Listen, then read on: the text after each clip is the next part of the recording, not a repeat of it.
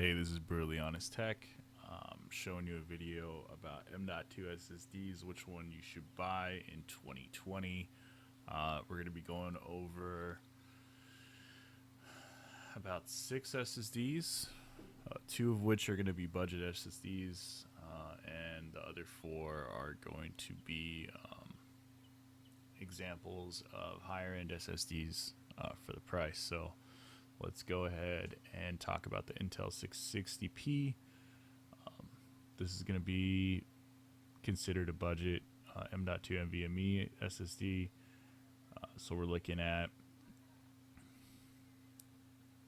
almost $120 for this one. I really wouldn't suggest this one because of the lower read and write transfer speeds and also the lower IOPS. So my suggestion would be to kind of avoid this one. I think for this price, there's better options out there. So then we're going to talk about the crucial 1 terabyte M.2. So for this one, it looks like 2000 read and 1700 write. So a little bit faster reading, a little bit slower writing. You do more time reading than you do writing on these NVMEs. So that's going to be first thing. And the IOPS, so 170,000 read, 240,000 write. So it's decent. It's not bad for a budget build. I think this is fine. For a business computer, I think this is fine. I'd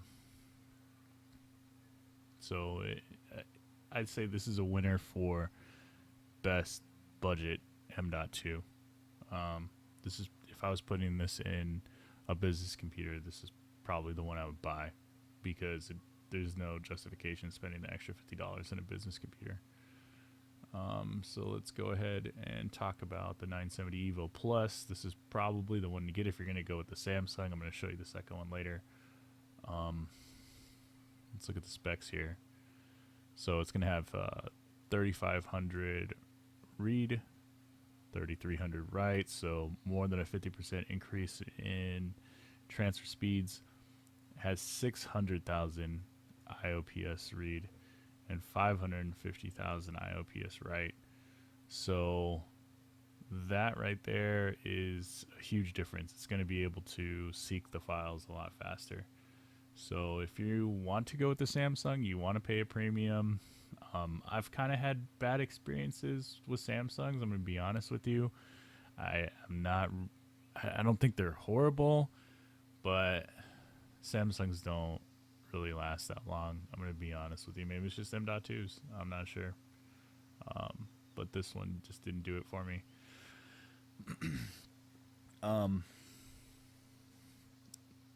This one definitely has better numbers, but just make sure that whatever you're storing on this, you're backing up. You're keeping backups. Like, don't think that you're just going to keep files on this one and it's going to be fine.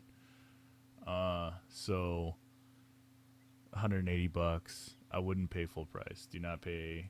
I think max for this one I would pay is probably $200. But that's like if I didn't want to wait, if I couldn't find it anywhere else, if I needed it now, I'd pay the $200 just because I didn't want to wait. But this is probably a decent price, $180. All right, so we're gonna look at the next one. This is a 970 Pro. I don't know why these are more expensive.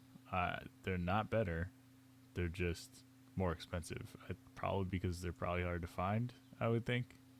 So it has 3500 read, 2700 write, 500,000 read, 500,000 write. So it's kind of even on how fast it's going to seek the data. This one, I'm guessing for the price point, will probably last longer, but still, it's an M.2, it's flash memory. You really should be backing up your data, so it doesn't make any sense to spend that much more on a part that's going to last longer if you're backing up your data anyway. So I would definitely buy the Evo Plus over the Pro. So let's talk about the next one, Western Digital. Western Digital has been making hard drives for a really long time. And Now it's this Western Digital Black is more aimed at gaming. They're like, oh, this is a gaming part, which to me, gaming. I mean, the Western Digital Blacks were always for like putting in servers. Like if you're talking about platter hard drives, it was always for they were rated to last a lot longer. But now this is like aimed at gaming. I don't understand why the switch. So anyway, let's look at the specs. So we got 3470 read, 3000 write, 515 read, 560,000 write. So those numbers alone, let's see, what's the price? 150 bucks. I'm gonna say this is a decent competitor. For 150 bucks, I don't think this is a bad one. Western Digital's been around for a while, so I don't think that this hard drive is a bad one for 150 bucks. More than that, I don't know. And then we're gonna talk about XPG. This is an ADATA brand. ADATA makes XPG. So ADATA has been around for a long time, but it's just they just recently started to make things that were actually really good. This one has 3500 read, 3000 write, 390 IOPS, 380 IOPS. So a little bit slower on the IOPS. The read and write speeds are really good. And this one, when it goes on sale, you can find it for like 120, 130 bucks. So this is the one that I have in my computer, and this one is pretty decent for the price that I paid. I think I only paid $120 for this one, or $125 or something like that. So I saved 20 bucks, but I guess there's probably, I mean, I guess I probably should have went with this Western Digital Black, but I don't think it was available at the time that I bought mine. So when I bought my SSD, it just made sense for me to buy that one. But this one's probably just as good. It's probably going to seek a little bit faster. So, but I mean, at that speed, if you're once you get over like 300 IOPS or 300,000 IOPS, you're not really going to see a difference between that and something else.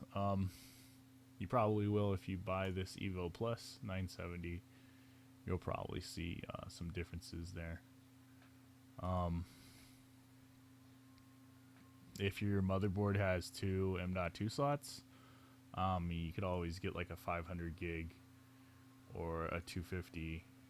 You know, if you really wanna like go cheap on that one. But I think the specs are gonna be a little bit different for the 250. Yeah, just a little bit different. So just keep that in mind. As you go down in size, the speeds are going to be a little bit less as far as the IOPS and the transfer speeds. So just, you know, the higher up you go, the higher transfer speeds you're going to get. So let's see for the 2 terabyte if there's, yeah, the IOPS jumped way up on the read and the write for those. So I mean, if you want to spend that much on a 2 terabyte, I really think it's excessive. A 1 terabyte's pretty decent. If you're just installing games, you can install quite a few games. If you're using it for business, that's way more than enough room. You probably get away with the 500 gig if you're just using it for business. So that's going to be my opinions. That's going to be my thoughts. I think the best budget one for the money is probably going to be this Crucial one. If you can find this one for 120, 130, this and you have to get this one exactly, the SX 8200 Pro. You can find it for cheap. I'd say get it. Um, it's been working great for me. I use it as a secondary M.2, so uh, I think it's fine. The one that I have my SSD installed on, I believe, is the 970 Evo Plus. I believe this is the one that I have, but I have I think it's a 256. I want to say, I think it's this one. I think this is the one that I have running Windows, and it's more than enough just running Windows. But I don't really have too many programs installed. Most of my stuff that I have installed is on my second SSD, so just keep that in mind. If you're going to be using a lot of different programs and you want them installed on the same hard drive as your main hard drive, then you should probably go with like a 500 gig. 500 gigs probably fine.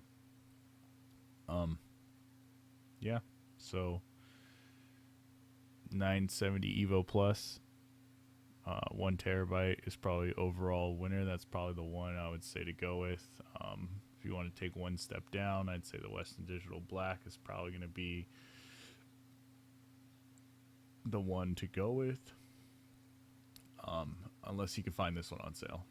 If you can find the XPG SX8200 Pro, it has to be the Pro. There's like a SX8100 and it's not as good.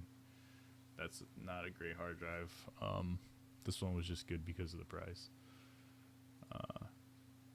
And then, yeah, that's it. So good luck on finding everything. Hopefully the information in this video kind of helps you choose your next hard drives. So just looking at the speeds of the read and the writes, and then the IOPS is really what you should be looking at, and the price overall. All right, guys. Well, that's it. You have a good one.